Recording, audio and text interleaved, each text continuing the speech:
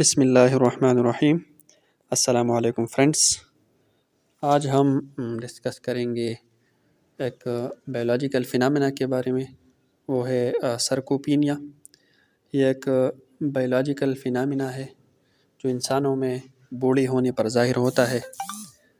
سرکوپینیا عمر بڑھنے کی وجہ سے لاس آف اسکیلیٹل مسل ماس اور اسٹرینتھ، یعنی ہڈیوں کی ساتھ پیوست مسلز کا ماس اور طاقت کم ہو جاتا ہے اس سرکوپینیا کے عمل کی وجہ سے۔ یہ ایک خوفناک صورتحال ہے۔ آئیے سرکوپینیا کے بارے میں تفصیل سے بات کرتے ہیں۔ کھڑے ہونے کے قابل ہونے کی عادت پیدا کرنے کے لیے آپ بس نہ بیٹھے، اور اگر آپ بیٹھ سکتے ہیں تو نہ لیٹے، لیٹنا بھی نہیں چاہیے۔ اگر کوئی بوڑھا بیمار ہو جائے اور اسے ہسپتال میں داخل کیا جائے تو اس سے مزید آرام کے لیے نہ کہو، اسے نہ کہو کہ بستر سے نہ اٹھو۔ ایک ہفتے تک لیٹنے سے پٹوں کا کام کم از کم 5% کم ہو جاتا ہے، اور بوڑھا آدمی اپنے پٹے ٹھیک نہیں کر سکتا، ریکور نہیں کر سکتا۔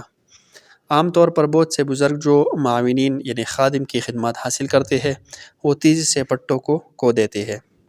سرکوپینیا اسٹیوپروسس سے زیادہ خوفناک ہے۔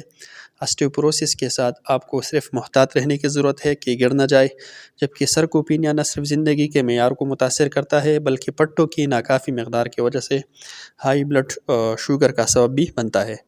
پٹوں کی ایٹروپی کا سب سے تیزی سے نقصان ٹانگوں کے پٹوں میں ہوتا ہے، کیونکہ جب کوئی شخص بیٹھا یا لیٹتا ہے تو ٹانگیں حرکت نہیں کرتی اور ٹانگوں کی پٹوں کی طاقت متاثر ہوتی ہے۔ یہ خاص طور پر ضروری ہے۔ آپ کو سرکوپینیا کے لیے دھیان رکھنا چاہیے۔ سیڑھیاں چڑھنا اور نیچے جانا، دوڑنا اور سائیکل چلانا، یہ سب درست ورزشیں ہے اور یہ پٹوں کی مقدار کو بڑھا سکتی ہے۔ بڑھاپے میں سب کے لیے بہتر معیار زندگی کے لیے چلنا چاہیے۔ چلے اپنے پٹوں کو ضائع نہ کریں۔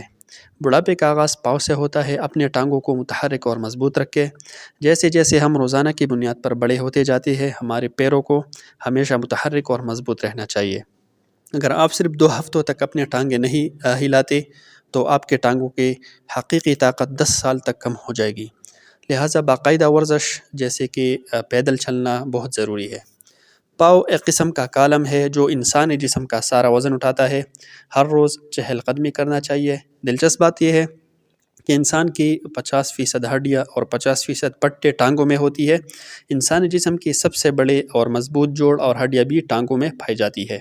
انسانی زندگی میں 70% انسانی سرگرمیاں اور توانائی جلانے کا کام بائیپیڈز یعنی دونوں ٹانگوں سے ہوتا ہے۔